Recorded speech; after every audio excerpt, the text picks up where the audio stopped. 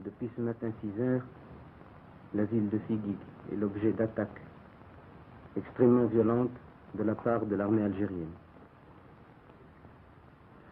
Les troupes algériennes, d'après les derniers renseignements qui nous sont parvenus, ont pénétré de plusieurs kilomètres sur le territoire marocain, s'efforçant et réussissant à occuper les hauteurs dominant la ville de Figuig. Un bombardement extrêmement violent a eu lieu. On déplore des victimes parmi les civils et la petite garnison militaire qu'il y avait à Figuig. Car en fait, il n'y avait à Figuig qu'une compagnie de l'armée royale.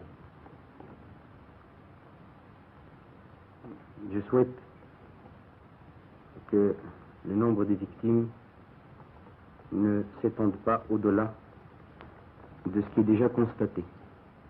Car c'est à partir de Figuig, justement, d'après tous les historiens, et même les plus mal intentionnés, que les problèmes de frontières commencent. Tandis que, entre Figuig et Oujda, il ne saurait y avoir de problème. On a fait donc tuer des hommes, des femmes, des enfants, des civils et des militaires. Pour quel résultat? Pour que on se retire. Mais l'armée qui a attaqué se retirera.